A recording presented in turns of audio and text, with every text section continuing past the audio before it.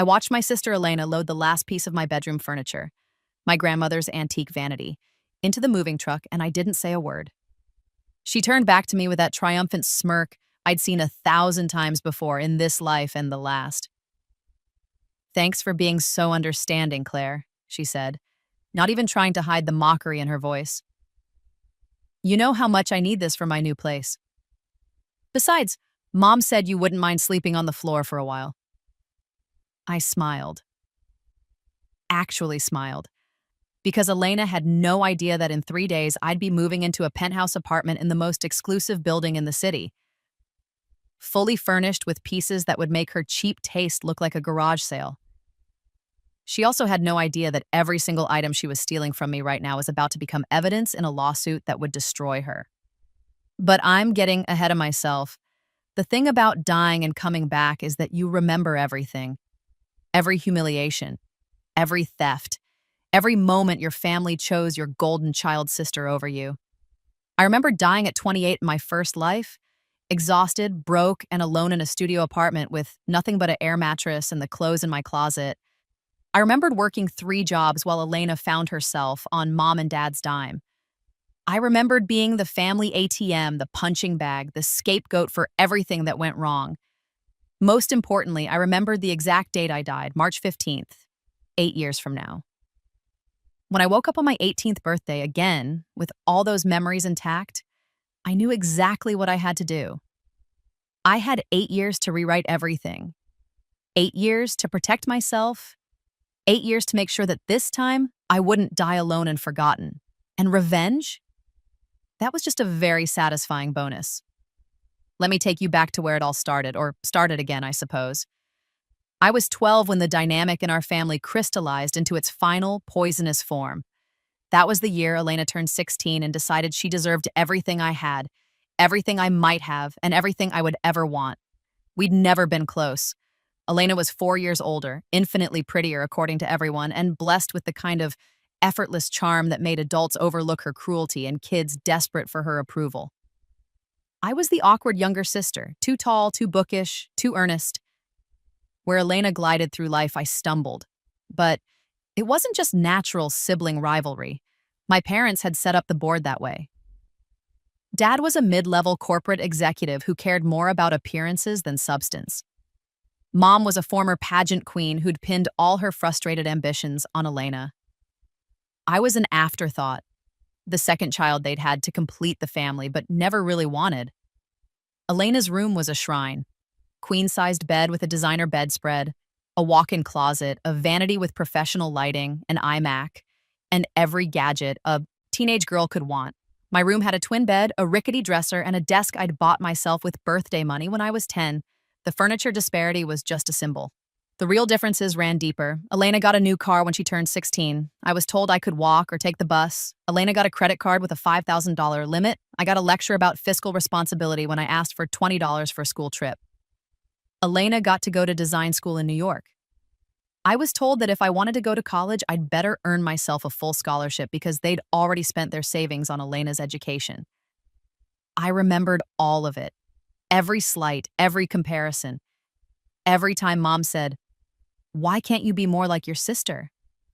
Every time Dad forgot my birthday but threw Elena a lavish party. But the furniture incident, that happened when I was 15. Grandmother Rosemary, my dad's mother, had always been the one person in the family who saw me, really saw me. She'd been a professor of literature, fierce and independent, and she'd never bought into the Elena worship that infected the rest of the family. When I was little, I'd spend weekends at her house reading in her library, learning about art and history, and how to stand up for myself. When she died during my sophomore year of high school, she left me her most precious possessions, her bedroom furniture set. It was Victorian era, painstakingly restored, a 4-poster bed carved with roses, a matching dresser and armoire, a vanity with an oval mirror, and a writing desk. The set was worth over $30,000, though that wasn't why I loved it. I loved it because it was Grandma's, because she'd chosen me to have it, because every piece carried her memory. The furniture arrived 2 weeks after her funeral. I was at school when the movers came. When I got home, my room was exactly as it had been that morning. Twin bed, rickety dresser, empty walls. I found my grandmother's furniture in Elena's room. Mom said I could have it, Elena told me when I stood in her doorway, shaking with rage and grief. It looks better in here anyway. Your room is too small for furniture this nice. I ran to find Mom. She was in the kitchen, meal prepping her weekly smoothies, and she barely looked up when I burst in. Mom, Elena took Grandma's furniture. It was left to me. It was in the will. Mom sighed, that particular sigh that told me I was being dramatic again. Claire, the furniture fits better in Elena's room. You heard her. Your room is too small. Besides, it's just furniture. Don't be selfish. It's not just furniture. Grandma left it to me. And it's staying in this house, isn't it? Stop being so possessive. Elena appreciates nice things. You'd probably just ruin it anyway. I appealed to Dad that night. He was in his study, barely listening as I explained what had happened. Your mother made the decision, he said, eyes on his laptop. I'm sure she knows what's best. Elena's room does. Showcase the pieces better. When you get your own place someday, you can have them back. Someday never came. In my first life, Elena took that furniture with her when she moved out at 23. By then, I was so beaten down, so trained to accept scraps, that I didn't even fight it. But I fought everything else in that first life. Fought to put myself through college while working full-time. Fought for every promotion in my career. Fought to save enough for a studio apartment in a bad neighborhood. And I never, ever asked my family for help again, though that didn't stop them from asking me. Elena's design business failed within 2 years. She came to me for money. I gave it to her. Dad lost his job and his retirement savings in a bad investment. He came to me for money. I gave it to him. Mom got sick and needed expensive treatments not covered by insurance. She came to me for money. I gave it to her. I gave and gave and gave, and they took and took and took, and still, I was never good enough. Never Elena. Never their first choice. And then, one day, I collapsed at my third job. Exhausted. Burned out. Used up. I died in the ambulance on the way to the hospital, alone, because my family was too busy at Elena's engagement party to answer their phones. That was my first life. This life was going to be different. When I woke up on my 18th birthday with all my memories intact, my first emotion was rage. Pure, incandescent fury at the years I'd wasted trying to earn love from people who were fundamentally incapable of giving it. My second emotion was calculating satisfaction. Because I knew things now. I knew which stocks would soar. I knew which cryptocurrencies would explode. I knew about the real estate market crash and recovery. I knew which startups would become giants. I had the blueprint to wealth, and I was going to use it. But I had to be smart. I couldn't just suddenly be rich. That would raise too many questions. I needed to build it carefully, in ways that couldn't be traced or claimed by my family. I started small. I had $2,000 saved from various birthday gifts and part-time jobs. On the day I turned 18, I opened investment accounts in my name only, accounts my parents couldn't access or even know about. I bought Bitcoin at $180 per coin. I bought Ethereum at $8. I invested in Tesla when everyone said Elon Musk was crazy. I also enrolled in community college instead of the university I'd pushed myself to get into in my first life. My parents were thrilled. Community college was cheaper, and it meant I could continue to work and contribute to the household expenses. They had no idea I was taking business and computer science courses that would let me manage my rapidly growing portfolio, and to grow it did. Within 6 months, my $2,000 had become $50,000. Within a year, $200,000. By the time I was 20, I was a millionaire, and no one in my family had any idea. I still lived at home in my small room with my old furniture. I still worked my part-time job at the bookstore. I still dressed simply and drove the beat-up Honda Civic I'd bought with my bookstore money. But I was planning, preparing, investing in my future, and more importantly, in my revenge. Elena, meanwhile, followed exactly the same path as my first life. She graduated from design school with mediocre grades and massive debt. She moved back home at 23, announcing she was going to start her own interior design business. Mom and Dad were ecstatic, falling over themselves to support her. They gave her $50,000 to start her business. They co-signed on a luxury apartment in the trendy part of downtown. They bought her a new car because her old one didn't project the right image. And Elena's business was exactly as successful as it had been the first time, which is to say, not at all. She had no head for business, no work ethic, and no real talent. What she had was an expensive Instagram aesthetic and a conviction that the world owed her success. By the time Elena turned 27 and I was 23, her business was failing again, right on schedule. She was drowning in debt, about to be evicted from her apartment, and desperate. That's when she came home. "I'm moving back in for a while," she announced at dinner one night, "just until I get back on my feet. My apartment is way too expensive and I need to focus on growing my client base without the stress of overhead." Translation: she was broke, evicted, and running out of enablers. Mom immediately started planning how to make room for Elena. That's when I learned about the furniture. "Elena will need the bigger bedroom," Mom said casually, not even looking at me. "You're barely here anyway with your work schedule, Claire. And Elena needs space for her design materials and inspiration boards." I was 23. I'd been sleeping in the same small room with the same cheap furniture for my entire life. Elena was 27, had been given every advantage and had squandered all of it. "You want me to give up my room?" I asked, just to be clear. "We're not asking you to give up anything," Dad said. "Just switch rooms. It's not a big deal." "And the furniture?" I asked because I knew exactly where this was going. "Elena should take Grandma's furniture," Mom said. "It's been in her room all these years anyway. It doesn't make sense to move it." There it was. The same script as the first life. The same casual dismissal. The same assumption that I would roll over and accept whatever scraps they deemed appropriate. But this time, I had millions in the bank. This time, I had a plan. "Okay," I said simply. They all looked surprised. They'd expected more fight, more protest. Elena especially looked suspicious. She knew I'd treasured that furniture, knew it was my last connection to Grandma Rosemary. "Okay," Elena repeated. "Sure," I said with a shrug. "I'll move to the smaller room. You can have the furniture. I'll start packing this weekend." Mom beamed. Dad nodded approvingly. Elena narrowed her eyes, but didn't question her good fortune. That night, I began phase 1 of my plan. The thing about revenge is that it's most satisfying when it's perfectly tailored to the crime. Elena had spent her entire life taking things that belonged to me, my parents' attention, my opportunities, my grandmother's legacy. Now she was going to take my furniture, my room, my dignity. But this time, she was taking bait. I spent the next week meticulously photographing every piece of Grandma Rosemary's furniture. I documented every carving, every detail, every imperfection. I pulled out the will, which I'd gotten a certified copy of from the estate attorney, and highlighted the section where Grandma explicitly left the furniture set to me. I compiled receipts, appraisals, and documentation of the furniture's value.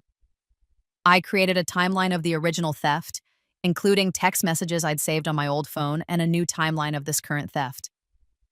I also contacted a lawyer, a very good lawyer, the kind my money could now afford.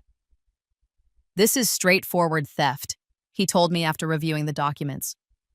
"The furniture was bequeathed to you. Your sister has no legal claim to it. Your parents' approval doesn't override the will." "I don't want to pursue it yet," I said. I need you to document everything and prepare the case, but don't file. Not yet." He raised an eyebrow but nodded. Lawyers who charge $800 an hour don't ask too many questions. While I was building my legal case, I was also apartment hunting. Not just any apartment. I was looking for the perfect symbol of everything I'd achieved and everything Elena would never have. I found it 3 days before Elena was scheduled to move back home.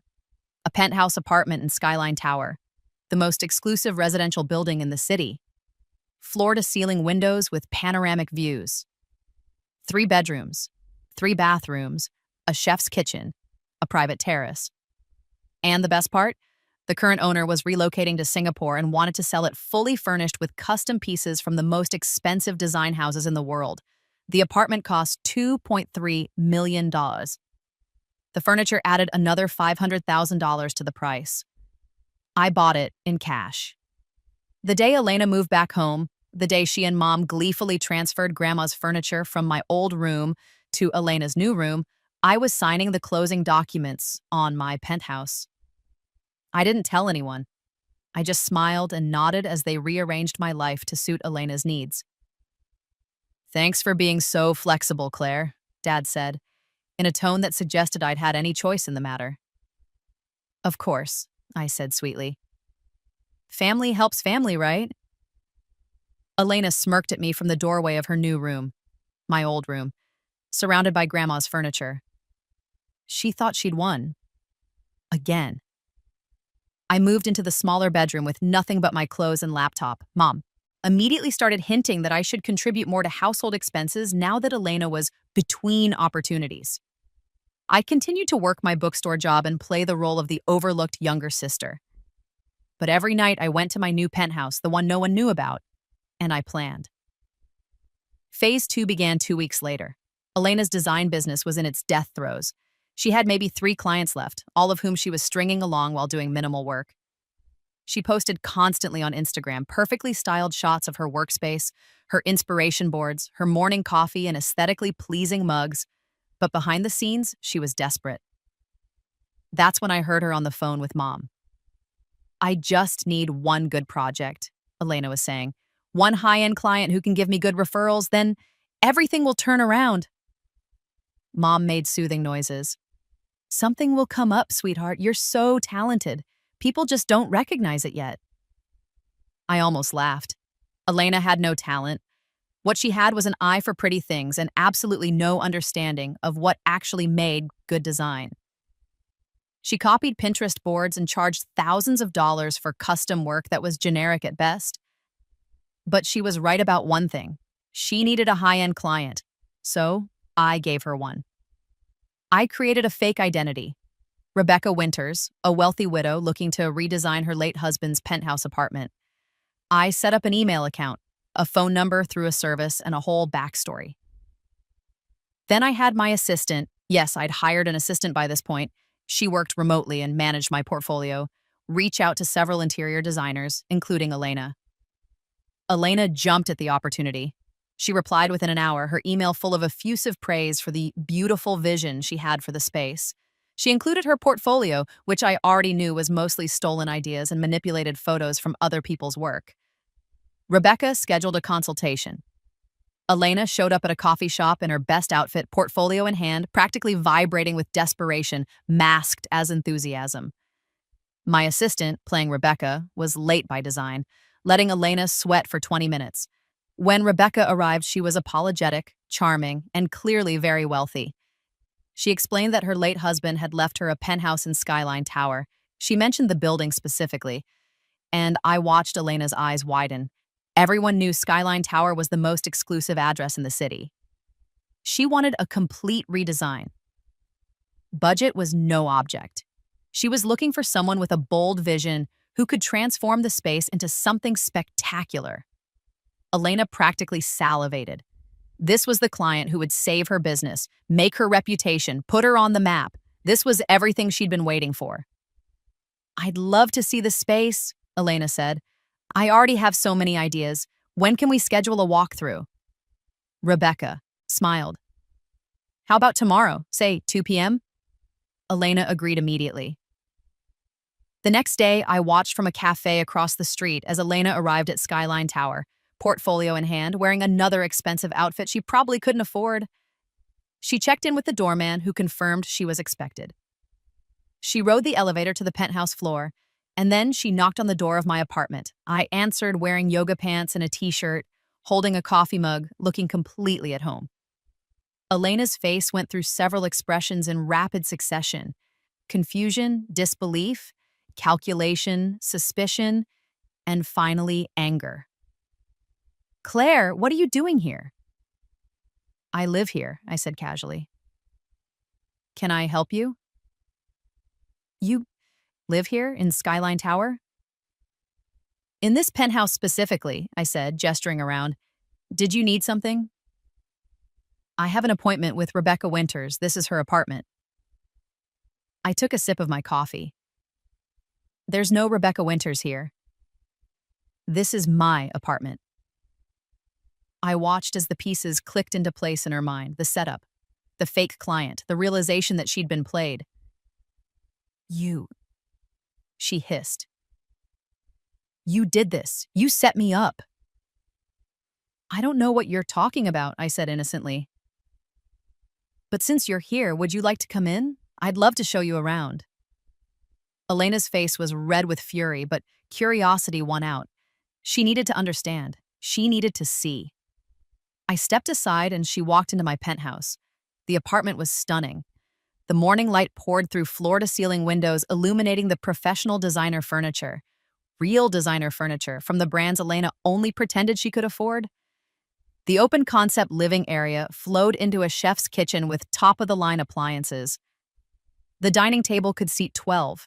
The art on the walls was original, not prints. I watched Elena take it all in, her face a mixture of shock and envy. How? She finally asked. How do you have this? You work in a bookstore. I made smart investments, I said simply. Started when I turned 18. Turns out I have a talent for it. You're lying. There's no way. I have $15 million in liquid assets, I continued calmly. Another $8 million in real estate and investments. I bought this apartment outright 4 months ago. The furniture was included. Custom pieces worth more than your entire business ever made. Elena's mouth opened and closed. She looked like I'd slapped her. But you still live at home. You still work at that stupid bookstore. I like my bookstore job, I said. And I lived at home because it was convenient. But then you moved back in and took my room and Grandma's furniture, so I decided it was time to move. Mom and Dad, do they know?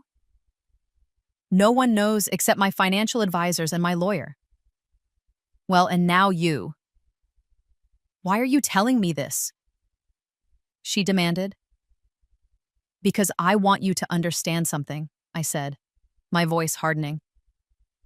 For our entire lives, you've taken things from me, my parents' attention, my opportunities, my grandmother's legacy. You took and took and took, and everyone let you because you were the pretty one, the charming one, the favorite. And I let it happen because I didn't know better. I moved closer to her, and she actually stepped back. But I'm done letting you take anything from me. That furniture you're so proud of, that's mine. Grandma left it to me, and you and Mom and Dad stole it. I have documentation, photographs, the will, everything. I have a lawyer ready to file a lawsuit for theft and conversion of property. Elena's face paled. You wouldn't. Oh, I absolutely would. But here's the thing. I don't need to, because that furniture, it's worthless to me now. I have better. I have everything better. So you can keep Grandma's furniture as a consolation prize. Something to remember what you could never achieve on your own. You're such a bitch, Elena spat, but her voice was shaking. Maybe, I agreed, but I'm a bitch who won. Now, if you'll excuse me, I have a conference call with my investment advisor in 10 minutes. You can show yourself out. Elena stood there for a moment longer, trembling with impotent rage, before she turned and stormed out. I heard the door slam behind her. I smiled into my coffee. Phase 2 complete. Elena told Mom and Dad, of course. They called an emergency family meeting that night, and I agreed to come home for it. I'd been planning this confrontation for 3 years, and I wasn't about to miss it. I arrived to find all 3 of them in the living room. Mom looked devastated, as if I'd personally betrayed her. Dad looked angry and confused. Elena looked like she'd been crying.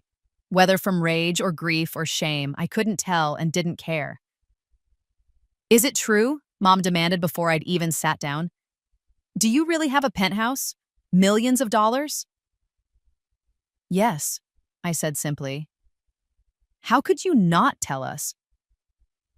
Her voice was genuinely anguished, and I almost felt a twinge of guilt. Almost. Because it's my money and my business. We're your family, Dad said. Aniski's family doesn't keep secrets like this. The audacity of that statement, coming from people who'd systematically excluded me from every family decision, every opportunity, every moment of pride, was almost funny.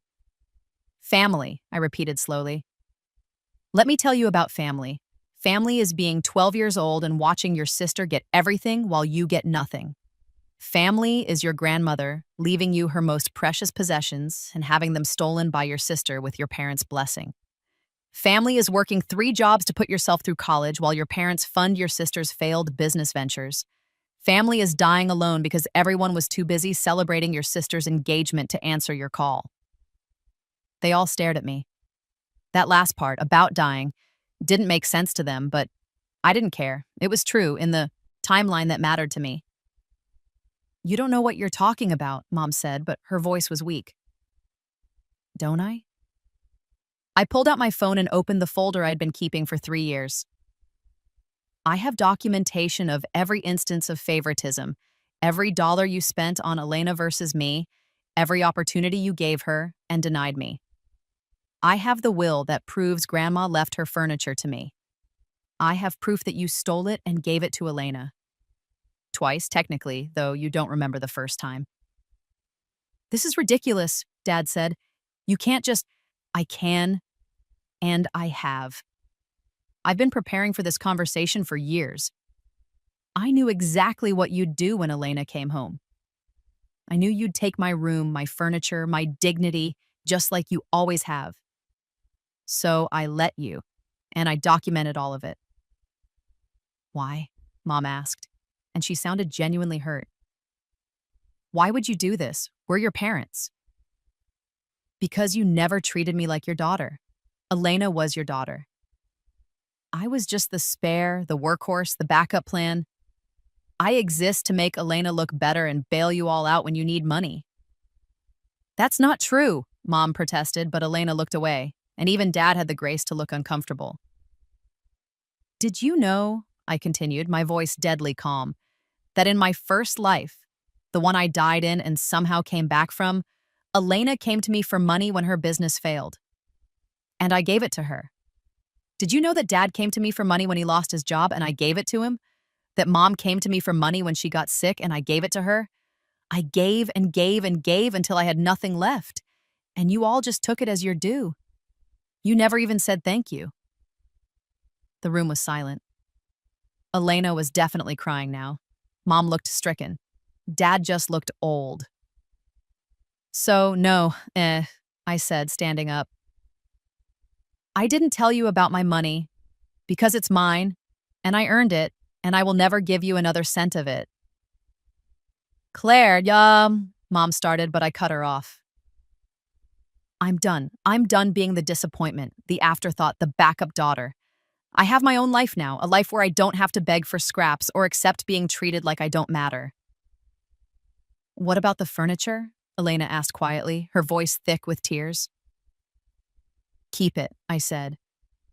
Consider it compensation for all the years I supported you emotionally and financially and got nothing in return. But know this, that furniture is the only thing of mine you'll ever have again. I walked to the door, then paused and turned back. One more thing, Elena. Your business failed because you're lazy and untalented.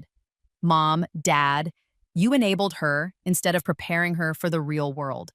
And all 3 of you made me feel worthless for my entire childhood. But I'm not worthless. I'm worth $23 million and counting, and you'll never see a penny of it. I left. Behind me, I could hear Mom crying and Dad shouting my name, but I didn't stop. I got in my car, a new Tesla Model S that I'd bought the week before, and drove back to my penthouse. My phone rang all night. Texts poured in. Mom, Dad, Elena, all of them with variations of the same message. Apologies that weren't really apologies. Justifications, accusations. Pleas to talk this through as a family. I blocked all of them. You might think that was the end of it. The final confrontation, the dramatic exit, the satisfying triumph. But revenge, true revenge, takes time to fully ripen. Over the next 3 months, I watched from a distance as my family imploded. Elena's business finally collapsed entirely. Without my parents' financial support, which dried up when they realized I wasn't going to bail them out, she couldn't make rent on her office space or pay her few remaining contractors. She had to declare bankruptcy. The furniture she'd been so proud of, Grandma's furniture, had to be listed as an asset. My lawyer swooped in with the will and the proof of theft. The court ordered it returned to me. I had it delivered to my penthouse and immediately put it in storage. I didn't need it. I just needed Elena to know she couldn't keep it.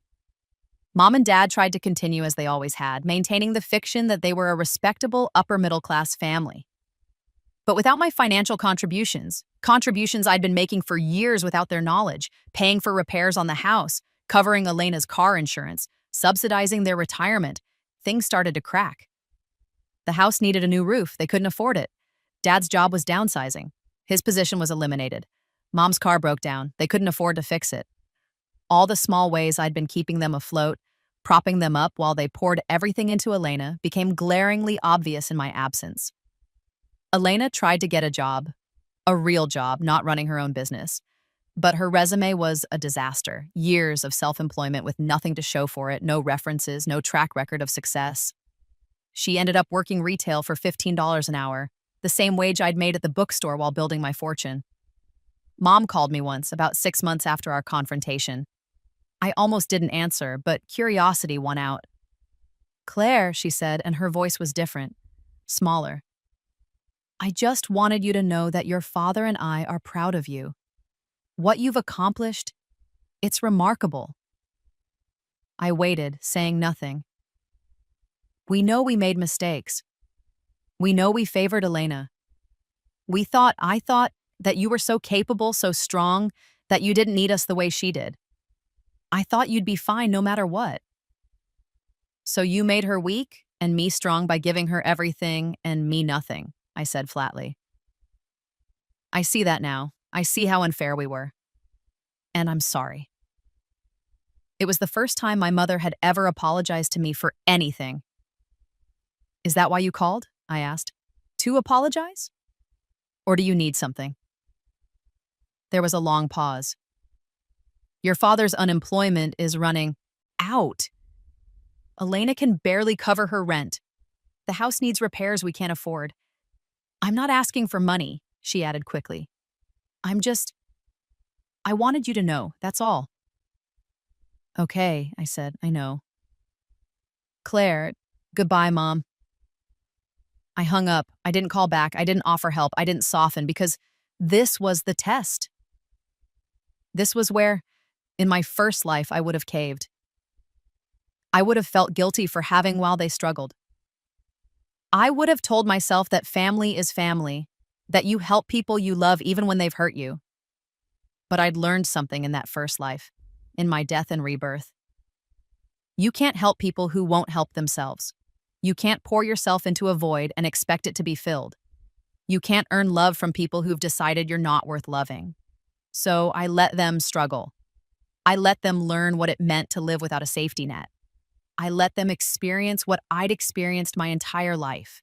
The fear, the stress, the exhaustion of trying to make ends meet, while everyone around you seems to have it easy. A year after I moved out, I was featured in a business magazine. The 25-year-old millionaire who turned $2,000 into $30 million through strategic investing. The article detailed my investment strategies, my background in finance, my plans for the future. It mentioned, in passing, that I'd started with just birthday money and no family support. The article went viral. Suddenly, everyone knew. My old high school friends, my former coworkers, my extended family, and, of course, Mom, Dad, and Elena. The messages started up again, but this time they weren't just from my immediate family, cousins I barely remembered, aunts and uncles who'd never given me a second glance, old family friends, all of them suddenly very interested in reconnecting. I had ignored them all. The only person I responded to was my Aunt Sarah, Dad's younger sister. She'd always been kind to me in a distant sort of way, and she'd loved Grandma Rosemary. "I saw the article," she wrote. "I'm proud of you, not just for the money, but for getting out. I know how they treated you, Claire. I tried to say something once, but your parents wouldn't hear it. I'm sorry I didn't do more." We met for coffee. She was one of the few family members I'd actually missed. "Grandma Rosemary would be so proud of you," Sarah said. She always knew you were special. She used to tell me that you were the one who got away, the one who wouldn't let them crush your spirit." "She left me her furniture," I said. "Did you know that Mom and Dad gave it to Elena?" Sarah's face darkened. I suspected your grandmother would have been furious. I got it back eventually. It's in storage. I don't need it anymore, but I couldn't let Elena keep it. That's not about the furniture, Sarah said gently. That's about principle. Yes, I agreed. It is. We stayed in touch after that. Sarah became the family I chose, the one connection to my past that didn't feel like poison. 2 years after I moved out, Elena sent me a letter, an actual handwritten letter, which was so unlike her that I almost threw it away without reading it. But curiosity, again, won out. Dear Claire, I don't expect you to forgive me. I don't even know if I deserve forgiveness, but I need you to know that I understand now. I understand what I took from you, not just the furniture or the room or mom and dad's attention. I took your childhood, your sense of security, your right to feel loved and valued. I've spent the last 2 years working retail and living in a studio apartment with a roommate, and it's the hardest I've ever worked in my life. I'm exhausted all the time. I can barely pay my bills. I have no safety net, no backup plan, no one to bail me out when things go wrong, and I finally understand that this is how you lived for years. Except you also had to deal with us, with me, taking everything you managed to earn or save or build. I was spoiled, I was cruel, I was lazy. I thought I deserved everything I got because mom and dad told me I was special. They made me think the world owed me success just for existing. You learned early that you had to earn everything yourself, and instead of admiring that, I resented you for making me look bad. I don't expect you to help me. I don't expect you to care about my struggles. I just wanted you to know that I'm sorry. Truly, deeply sorry, and I'm trying to be better. I'm going back to school for accounting. I'm learning to budget. I'm learning that hard work actually matters. I know it's too late. I know I can't undo the damage. But I wanted you to know that you were right about everything, and I was wrong. Your sister, Elena. I read the letter 3 times. I looked for the manipulation, the angle, the hidden request for money or help, but I couldn't find it. It seemed genuine. I didn't respond, not because I was being cruel, but because I genuinely didn't know what to say. Some part of me, the part that remembered being 12 years old and desperately wanting my big sister to love me, wanted to believe that Elena could change. But the part of me that had died alone in my first life knew better than to trust easy redemption. I put the letter in a drawer and went on with my life. By the time I turned 26, my net worth had climbed to $50 million. I'd started a venture capital firm specializing in female-founded startups. I'd bought a second property, a beach house where I could escape on weekends. I'd traveled to 20 countries. I'd dated, though nothing serious. I'd built a life so full and rich that my family's absence was barely noticeable. I'd won. But the thing about revenge is that it's a dish best served cold, and I was patient. Because I knew something they didn't. I knew that in my first life, on March 15th, now just 6 months away, I would have died. And I wanted to be there, alive and thriving, on the anniversary of my death that never happened in this timeline. I wanted to look at myself in the mirror on that date and know that I'd rewritten everything. March 15th arrived on a Tuesday. I woke up in my penthouse in my California king bed with its custom Italian linens, surrounded by luxury that would have been unimaginable to the Claire of my first life. I took my time getting ready. I went to my favorite yoga class. I had a leisurely brunch at the cafe overlooking the river. I checked my portfolio, up another 7% from a particularly successful investment in an AI startup. And then, because I apparently still had a flair for the dramatic, I drove to my parents' house. I hadn't been back in 2 years. The house looked shabbier than I remembered. The paint was peeling. The lawn needed work. The roof still hadn't been replaced. They'd just patched it badly. I knocked on the door. Mom answered. She looked older, more tired. For a moment, neither of us spoke. Claire, she finally said, this is unexpected. Can I come in? She stepped aside and I walked into the house I'd grown up in. It felt smaller, darker, more cramped. Or maybe I'd just grown too large for it. Dad was in the living room watching TV. He looked up when I entered, his expression wary. Claire. Dad. We stared at each other for a long moment. I'm not here to fight, I said finally. I'm not here to gloat. I'm not even here for closure, really. I'm here because today is important to me and I needed to see something. What? Mom asked, joining us in the living room. I needed to see that I survived in another life, one you'll never remember and I can barely explain. I died today. I was 28 years old, exhausted, broke, and alone. I died because I'd given everything I had to all of you, and there was nothing left for me. They looked at me like I was crazy, and maybe I was, but I continued anyway. But in this life, I'm alive, I'm successful, I'm happy. And I didn't need any of you to get here. That's what I needed to see. That I could build a life without you, and it would be better than anything I could have had with you. Claire, Dad started, but I held up my hand.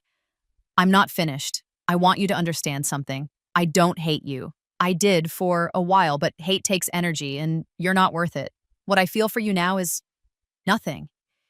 You're like distant acquaintances, people I used to know, and that's exactly what you deserve to be. Mom's eyes filled with tears. We're your parents. Biologically, yes, but you never acted like parents, not to me. So I released you from that obligation. You're free. You don't have to pretend to care about me anymore, and I don't have to pretend your approval matters. Is this because we didn't support your business ventures? Dad asked, and I almost laughed at how completely he missed the point. No, Dad, this is because you didn't support me, ever, in any way that mattered. But it's okay now because I learned to support myself. I turned to leave, then paused at the door. One more thing, if you ever need anything, truly need it, life or death, call me. I won't let you die or become homeless, but beyond that, we're done. I've given you all the emotional labor, all the forgiveness, all the chances you're going to get. Live your lives, I'll live mine. I walked out before they could respond. As I drove away, I felt something lift from my chest. It wasn't forgiveness, I hadn't forgiven them, and I wasn't sure I ever would. But it was release. The final severing of the chains that had bound me to them. I was free. That night, I went to my penthouse and stood at the floor-to-ceiling windows, looking out over the city. The lights sparkled below me. Thousands of lives being lived, thousands of stories unfolding. My phone buzzed. A text from Aunt Sarah. Thinking of you today? Want to grab dinner this week? I smiled and texted back, yes, I'd like that. Another text came through, this one from my venture capital partner. The Rodriguez startup just got acquired. You were right about them. Your instincts are incredible. Thanks, I replied. Let's celebrate tomorrow. A third text from a guy I'd been casually seeing. Still on for Friday? Absolutely, I wrote back. My life was full. Not with the family I was born into, but with the family I'd chosen. The people who valued me, who saw me, who celebrated my successes instead of resenting them. I thought about the furniture, Grandma's furniture, sitting in a climate-controlled storage unit across town. I'd kept it out of spite at first, determined that Elena wouldn't have it.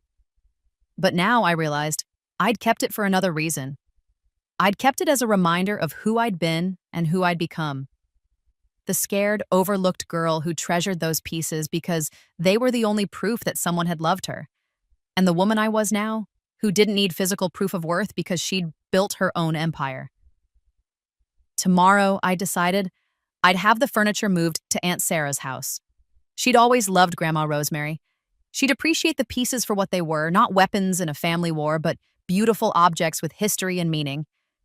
I was done using them as symbols. I was done fighting wars that had already been won. 3 years later, on my 29th birthday, I received another letter from Elena. This one was shorter. Claire, I graduated with my accounting degree. I got a job at a mid-sized firm. It's not glamorous, but I'm good at it. And I'm proud of myself for the first time in my life. I'm not writing to ask for forgiveness or reconciliation. I know that ship has sailed. I'm writing because I wanted you to know that the letter I sent you 3 years ago, the one you never responded to, changed my life. I read it over and over, and I realized that if I couldn't even convince myself that I'd changed, how could I convince you? So I actually changed. I did the work. I became the person I should have been all along. And while you'll never know this version of me, while we'll never be sisters the way we should have been, I'm grateful that you existed to show me what strength and resilience actually look like. I hope you're happy. You deserve it more than anyone I know. Elena. This time, I did respond. Just 2 words. Thank you. I didn't offer reconciliation. I didn't offer forgiveness. But I did offer acknowledgement that she'd grown. And sometimes, that's enough. 5 years after I'd walked out of my parents' house for the last time, I received a phone call from a hospital. Dad had had a heart attack. He was stable, but it had been serious. I went, not because I owed them anything, but because I'd meant what I said. I wouldn't let them die. I walked into the hospital room to find Dad hooked up to monitors, Mom sitting beside him, looking frail and frightened. They both looked so much older than they should have at their age. Stress and bad choices had aged them prematurely. Claire, Mom said, standing up. You came. I said I would if it was life or death, I replied simply. Dad looked at me with eyes that were finally clear of denial. Thank you, he said quietly, for coming and for everything. I didn't ask what everything meant. I didn't need to. The doctors say you'll be fine, I told him. You need to change your lifestyle. Diet, exercise, stress management. Can you do that? He nodded. Good. I turned to Mom. Do you need anything? Practically speaking? She hesitated, then shook her head. We're managing. Elena helps sometimes. And we've learned to live within our means. Okay. I moved toward the door, then paused. I meant what I said 5 years ago. Life or death, I'll be here. But that's the boundary. That's all I can give. We understand, Mom said. And Claire, we really are proud of you, even if we never showed it right. I nodded and left. In the hallway, I ran into Elena. She was carrying coffee and wearing scrubs. Apparently, she'd come straight from work. We stared at each other for a long moment. Hi, she said finally. Hi. Thanks for coming. I know you didn't have to. He's still my father. Yeah, she shifted uncomfortably. I read about your latest venture, the Women's Leadership Foundation. It's incredible. Thank you. Another awkward silence. Claire, Elena said, her voice hesitant. I know we're never going to be close. I know I don't deserve that. But maybe someday we could have coffee? Just to, I don't know, be cordial? I considered it. The old me would have said no automatically, kept the wall firmly in place. But I was 31 years old now, and I'd learned that holding grudges was exhausting and that you could acknowledge someone's growth without letting them back into your inner circle. Maybe, I said. Someday, Elena smiled just a little. That's more than I deserve. Thank you. I walked away, and this time I didn't look back. Now at 33, I look back at the 23-year-old who watched her sister take her bedroom furniture and smiled because she knew what was coming. I look back at the 18-year-old who woke up with memories of another life and decided to rewrite everything. I look back at the dying 28-year-old from a timeline that no longer exists, who gave everything and got nothing in return. I've built an empire. Not just of wealth, though my net worth now exceeds $100 million, but of relationships, experiences, purpose. I fund scholarships for young women from difficult family situations. I mentor female entrepreneurs. I've written a book about financial independence and overcoming family dysfunction. I've created something meaningful from my pain. My penthouse is still fully furnished with pieces far more valuable than Grandma's furniture ever was. But I've also furnished it with memories, dinner parties with friends I chose, artwork I collected during travels, photos of experiences that mattered. The apartment I bought came fully furnished, yes. But I furnished my life with everything that matters: agency, independence, joy, peace. My family exists on the periphery now. Christmas cards, occasional hospital visits, civil texts on birthdays. We'll never be close. The damage was too deep, the betrayal's too fundamental. But we've reached a detente, a mutual understanding that we're better apart than together. Elena has her life. She's dating someone nice, working steadily, attending therapy. She'll never be wealthy, never be successful in the way she once dreamed, but she's learning to be content. Mom and dad have retired on a modest pension, living in a small condo that's actually within their means.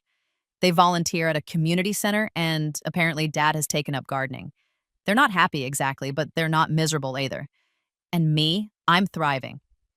Last week, I closed on a deal that will bring sustainable design resources to underserved communities. Next month, I'm speaking at a conference for women in finance. In 6 months, I'm taking a 3-week vacation to New Zealand with friends who love me and whom I love in return. My life is full. My life is mine. Sometimes late at night, I think about that other timeline, the one where I died at 28, alone and exhausted. I think about the girl who gave everything and got nothing, who loved a family that never loved her back, who worked herself to death trying to earn affection that was never going to come. And then I look around my penthouse, at the art on my walls, the books on my shelves, the evidence of a life lived fully and joyfully, and I know that I won. Not just because I have money, though the money is nice, but because I learned the most important lesson. You don't have to earn love. Real love is freely given. And if your family can't give it, you find it elsewhere. You build it yourself. You become the person you needed when you were younger. The furniture was never really about the furniture. It was about respect, about being seen, about being valued. My sister took my bedroom furniture after my rebirth, thinking she'd won something. But I bought an apartment that came fully furnished with everything I needed to build a new life. And in doing so, I won everything. The end.